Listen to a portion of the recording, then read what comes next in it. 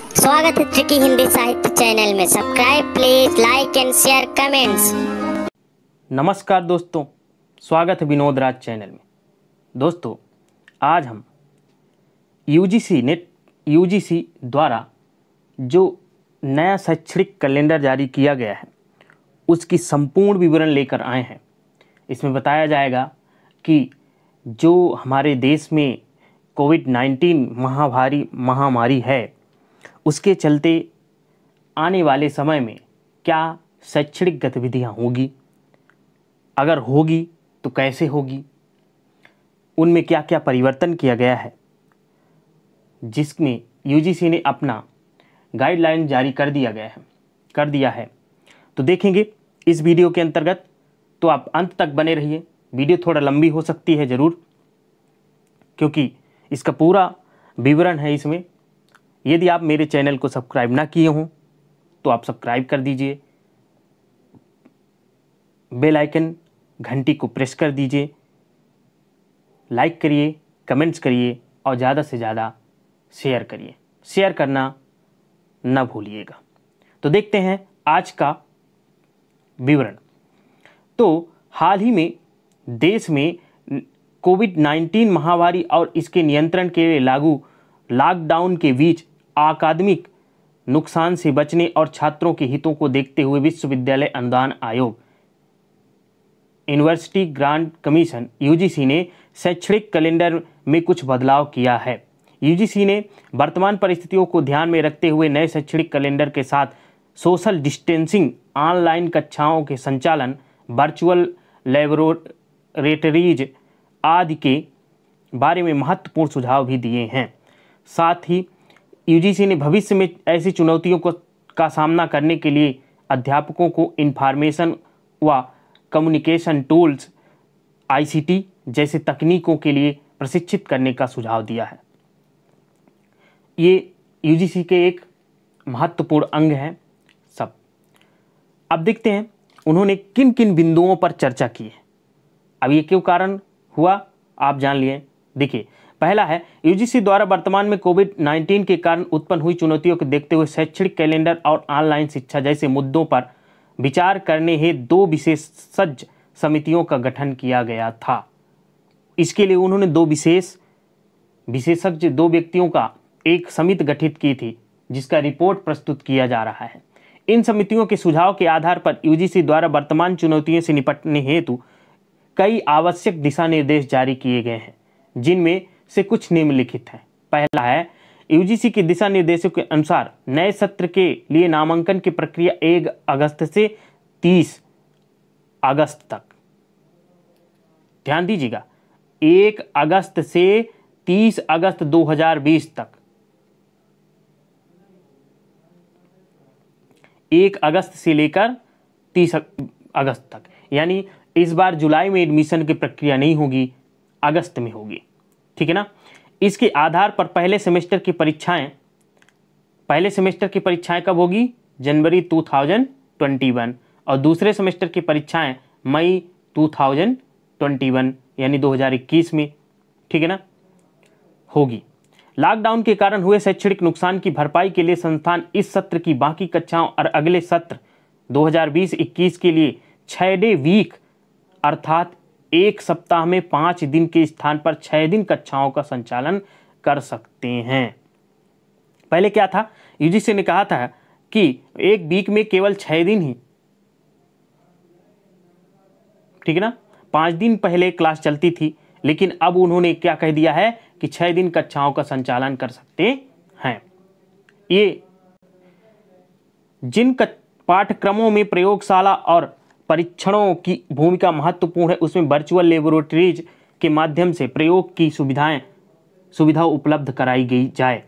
सभी संस्थाओं में वर्चुअल कक्षाओं और वीडियो कॉन्फ्रेंसिंग सुविधा की व्यवस्था की जाए। क्या कह रहे हैं? सभी कक्षाओं में वर्चुअल कक्षाएं और वीडियो कॉन्फ्रेंस की सुविधा की व्यवस्था की जाए। ये यूजीसी का दिशा निर्देश है। तथा सभी शिक्षकों को इनसे संबंधित तकनीकी प्रशिक्षण प्रदान कराया जाए।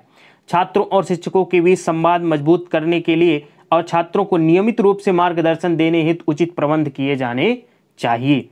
संस्थाओं को ई कंटेंट और ई लैब एक्सपेरिमेंट तैयार कर उन्हें अपनी वेबसाइट पर अपलोड करना चाहिए, जिससे छात्र घर पर रहकर अध्ययन जारी कर सके। मतलब तात्पर्य यह है कि जो संस्थान है वो क्या करे, इंटरनेट में अपने पूरे वेबसाइट बनाए और उस वेबसाइट में पूरी तरह से अपना शैक्षणिक गतिविधियों को वहाँ पर अपलोड करे, जिससे छात्र क्या करे, अध्ययन कर सके। वहाँ से मैटर उठा करके या से मतलब जो संस्थान द्वारा अपलोड किया जाएगा उसको वो लोड कर करके देख सकता है। आगे देखते हैं, एमफिल और पीएचडी से जुड़े छात्रों को अपना शोध कार्य पूरा करने के लिए 6 माह के अतिरिक्त छूट दी जा सकते हैं। इसमें जुड़ी मौखिक परीक्षा वाइवा वीडियो कॉन्फ्रेंस के जरिए संपन्न कराई जा सकती है। ये यूजीसी का निर्देश है। पहले जो एमफिल और पीएचडी के लिए जो छात्रों का शोध कार्य हुआ था वो अब उसको क्या 6 माह के लिए अतिरिक्त बढ़ा दिया गया। जैसे 5 साल का होता है ये, और एमफिल जो होती है आपकी 18 महीना या कहीं कहीं 12 महीने की होती है।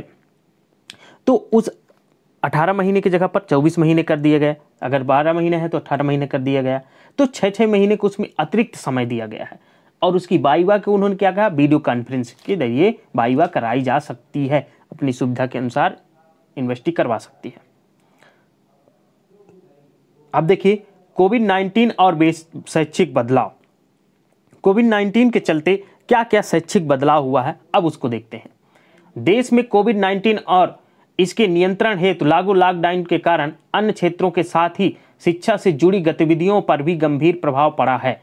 भारत में मार्च 2020 से कोविड-19 के मामलों की शुरुआत तक देश के अधिकांश शिक्षण संस्थानों के आधे से अधिक पाठ्यक्रम पूरा किया जा चुका था। लॉकडाउन के बाद कई शिक्षण संस्थानों में ऑनलाइन कक्षाओं के माध्यम से शिक्षण कार्य जारी रखने का प्रयास किया गया है। विशेषज्ञों के अनुसार वर्तमान में विश्व में कोविड-19 के किसी प्रमाणिक उपचार के अभाव से इस बीमारी के प्रसार को रोकना ही सबसे बेहद विकल्प होगा। ऐसे में हमें अपनी दैनिक गतिविधियों में इसी के अनुरूप परिवर्तन करने होंगे। इस महामारी के दौरान शिक्षण कार्यों को जारी रखने हेतु शिक्षा के क्षेत्र में कई महत्वपूर्ण बदलावों की आवश्यकता के साथ लोगों को शिक्षण पद्धति में नए प्रयोगों को शामिल करने और ई लर्निंग के माध्यम के बारे में पता चला है। ऑनलाइन शिक्षा पद्धति के महत्व और संभावनाएं।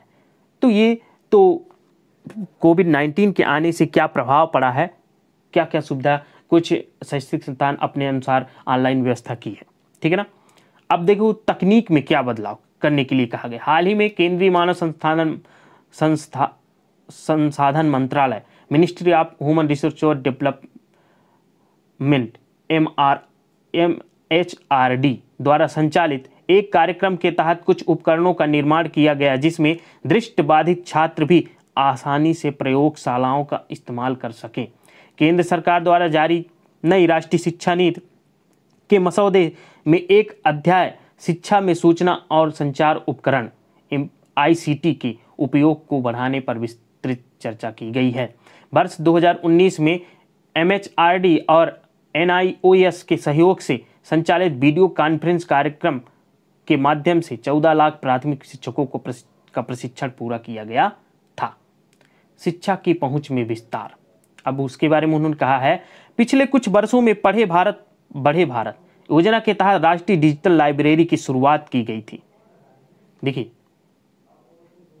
इस योजना के द्वारा भारत सरकार के द्वारा तो इसमें क्या किया गया, डिजिटल लाइब्रेरी की शुरुआत की गई थी।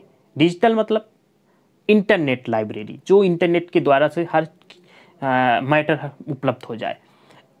ऐसे में मैसू ओपन ऑनलाइन कोर्सेस, ये MOOCs जैसे मंचों में बड़ी मात्रा में ऑनलाइन कोर्सेज उपलब्ध कराए गए हैं।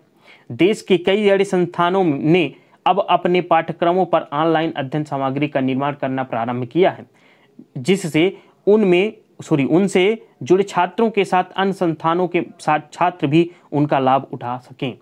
ऑनलाइन शिक्षा को बढ़ावा देकर ऐसे लोगों को आसानी से शिक्षा उपलब्ध कराई जा सकती है जो किन्हीं कारणों से अपनी शिक्षा नहीं पूरी कर पाए हैं। ऑनलाइन शिक्षा कुछ ही छात्रों के लिए सीमित नहीं है, अर्थात इसके माध्यम से एक ही समय में अधिक से अधिक छात्रों को जोड़ा जा सकता है।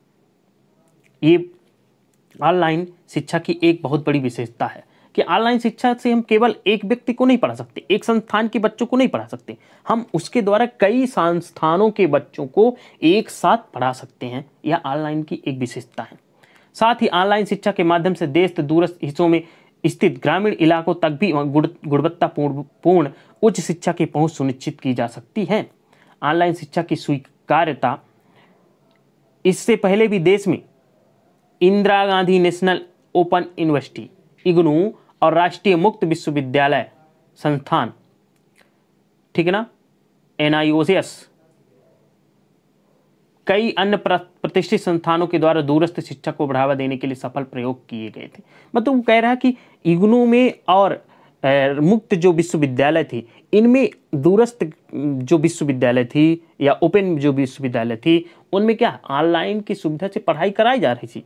तो पहले भी यह बात सफल थी, अब भी यह सफल हो सकती है। ऑनलाइन शिक्षा पद्धतियों में शिक्षा के 4 आधारों पढ़ना, लिखना, सुनना और बोलना को शामिल किया जाता है, जो कि साधारण तौर पर भी यह एक शिक्षा पद्धति का एक गुण है। अतः यह अन्य दूरस्थ शिक्षा पद्धतियों से अधिक प्रभावी है। पिछले कुछ वर्षों में देश में ऑनलाइन शिक्षा को प्रचलन बढ़ने और उसकी उपयोगिता को देखते हुए छात्रों, नियोक्ताओं और अन्य हितधारकों में ऑनलाइन शिक्षा की स्वीकार्यता बढ़ी है। ठीक है ना। वर्तमान में हमारे देश में जो शैक्षणिक संस्थान थे, जैसे कंपटीशन की तैयारी कराने वाले जो कोचिंग थी, उन कोचिंग की धीरे धीरे क्या है, बंद होती जा रही हैं। उसका कारण यही है कि ऑनलाइन शिक्षा की हमारे देश में बढ़ोतरी होती जा रही है। अब देखिए, क्या ये जो ऑनलाइन शिक्षा पद्धति चालू की गई तो क्या क्या चुनौतियां होंगी, उस पर वो यूजीसी ने ध्यान केंद्रित करवाया है। पहला, संस्थानों को क्या क्या चुनौती होगी। कोविड-19 से पहले देश के अधिकांश संस्थानों को ऑनलाइन शिक्षा का अधिक अनुभव नहीं रहा। ऐसे में संस्थानों के लिए शिक्षा की गुणवत्ता को बनाए रखते हुए कम समय में ऑनलाइन सामग्री उपलब्ध कराना और ऑनलाइन शिक्षा से जुड़ना एक चुनौती है। कोविड-19 के कारण वार्षिक परीक्षाओं और नए छात्रों के प्रवेश की प्रक्रिया प्रभावित हुई है। वर्तमान में बहुत से विषयों में छात्रों के मूल्यांकन के संदर्भ में यूजीसी के नियमों स्पष्टता की कमी के कारण संस्थानों पर दबाव बढ़ेगा। ये जो नियम परिवर्तित किया गया है, इससे दबाव होगा शैक्षणिक संस्थानों में, स्वाभाविक है। प्रयोगशालाओं और तकनीकी परीक्षणों पर आधारित शिक्षा के संदर्भ में वर्तमान में ऑनलाइन शिक्षा की अपनी सीमाएं हैं। किसी भी परीक्षा में आंकड़ों या तथ्यों के ज्ञान के अतिरिक्त छात्रों को कई अन्य मानकों पर परखा जाता है। ऐसे में इतने कम समय में ऑनलाइन परीक्षाओं के लिए परीक्षा की प्रकृति और मानकों का निर्धारण बहुत कठिन होगा। ये तो हो गया संस्थान के लिए चुनौती। अब देखिए, शिक्षकों के लिए क्या क्या चुनौती होगी। शिक्षकों के कोविड-19 के कारण उत्पन्न हुई परिस्थितियों से पहले बहुत शिक्षकों को ऑनलाइन शिक्षा का अनुभव नहीं रहा है। ऐसे में ऑनलाइन शिक्षा के लिए पाठ्यक्रम का निर्धारण और उसके अनुरूप अध्ययन सामग्री का निर्माण की समस्या आदि से शिक्षकों पर दबाव बढ़ेगा। सही बात है। बिना किसी विशेष तकनीक प्रशिक्षण के ऑनलाइन कक्षाओं के संचालन के अतिरिक्त शिक्षकों को ऑनलाइन माध्यम के लिए नियमित क्लास टेस्ट के प्रारूप, मूल्यांकन आदि में भी बदलाव करने होंगे। तो ये तो शिक्षक के लिए बहुत बड़ी समस्या नहीं है। शिक्षक पढ़ा लिखा है, समझदार है, वो इस चुनौती का सामना कर सकता है। लेकिन जो छात्रों के लिए चुनौती बताई गई है, वो ज़्यादा चुनौती है। कोविड-19 के कारण शिक्षण, वार्षिक परीक्षाओं और नई कक्षाओं में दाखिल में विलंब से लेकर रोजगार के अवसरों में आई गिरावट से छात्रों की समस्याएं अधिक बढ़ गई है। भारत में सामान्यतः मार्च से लेकर अगस्त तक के महीने छात्रों के भविष्य के लिए बहुत ही महत्वपूर्ण होते हैं। कोविड-19 के कारण बहुत सी परीक्षाओं के परिणामों में देरी के कारण छात्रों को नई कक्षाओं में दाखिले या रोजगार प्राप्त करने में समस्याएं हो सकती है। वर्तमान में देश के कई हिस्सों में तेज इंटरनेट की पहुंच नहीं है या बहुत से छात्रों के लिए अधिक इंटरनेट डेटा का खर्च वहन कर पाना संभव नहीं होता। अतः ऐसे छात्रों के लिए ऑनलाइन कक्षाओं से जुड़ना एक बहुत बड़ी चुनौती होगी। इंटरनेट पर कई विशेष पाठ्यक्रमों या क्षेत्रीय भाषाओं से जुड़ी अध्ययन सामग्री की कमी होने से छात्रों को समस्याओं का सामना करना पड़ सकता है। यह छात्रों के लिए तो विशेष समस्या है क्योंकि गांव से जो हैं वहाँ इंटरनेट की पहुँच नहीं है भी तो बहुत से बच्चों के पास मोबाइल नहीं है, मोबाइल भी है तो डाटा की खपत हर महीने 400 से 500, 200, 250 ये देना इतना आसान नहीं है सबके लिए। तो उसके लिए उन्होंने क्या समाधान बताया है। वर्तमान में पूरे देश में विभिन्न पाठ्यक्रमों की वार्षिक परीक्षाओं और नए पाठ्यक्रमों में दाखिले की तिथियों के बीच समन्वय हेतु केंद्र व राज्य सरकारों को परस्पर सहयोग में बढ़ावा देना चाहिए, दोनों को सहयोग देना चाहिए। टेलीविजन और रेडियो कार्यक्रम के माध्यम से देश के दूरस्थ भागों में स्थित ग्रामीण क्षेत्रों में भी लॉकडाउन के दौरान शिक्षा की पहुंच सुनिश्चित की जा सकती है। केंद्र सरकार, NIOS और शिक्षा से जुड़े अन्य संस्थानों के सहयोग से संचालित वेब पोर्टल और अन्य कार्यक्रमों जैसे दीक्षा पोर्टल, स्वयं प्रभा, ई पाठशाला, national repository, open education resources और वर्चुअल लैब आदि के माध्यम से गुणवत्तापूर्ण शिक्षा उपलब्ध कराने का प्रयास किया गया है। केंद्र सरकार ने ग्रामीण क्षेत्रों में इंटरनेट की पहुंच को मजबूत बनाने के लिए वर्ष 2022 तक देश के 90% क्षेत्रों में हाई स्पीड मोबाइल इंटरनेट और आगे चलकर भारत नेट योजना के माध्यम से अधिक क्षेत्रों में ब्रॉडबैंड इंटरनेट की पहुंच सुनिश्चित करने का लक्ष्य रखा है। भारत का भौगोलिक विस्तार और बड़ी जनसंख्या के कारण सभी को गुणवत्तापूर्ण शिक्षा उपलब्ध करना लंबे समय से एक बड़ी चुनौती बनी हुई है। अतः वर्तमान परिस्थिति से सीख लेते हुए भविष्य में इंटरनेट, मोबाइल ऐप और अन्य नवाचारों के माध्यम से शिक्षा की पहुंच में विस्तार को प्राथमिकता दी जानी चाहिए। तो ये तो रही UGC की गाइडलाइंस। उम्मीद करता हूँ आपको अच्छा लगा होगा, आप इससे ज़रूर कुछ सीख रहे होंगे कि UGC नेट या उच्च शिक्षा की जो नई योजना है वह कैसे संचालित की जाएगी, क्या क्या उसमें चुनौती है, क्या उसका समाधान है, आपको अच्छे से समझ में आ गया होगा। तो दोस्तों, इसी तरह नई जानकारी के लिए और ऑथेंटिक जानकारी के लिए, सही जानकारी के लिए मेरे चैनल से आप जुड़े रहिए, लाइक करिए, कमेंट्स करिए और ज़्यादा से ज़्यादा शेयर करिए। तो मिलते हैं इसी तरह नई वीडियो के साथ। तब तक के लिए आप पढ़ते रहिए, अपने भविष्य की योजना बनाते रहिए। कोविड-19 से सरकार के द्वारा जो बचाव बताया गया है उसको आप फॉलो करिए। तब तक के लिए जय हिंद, धन्यवाद।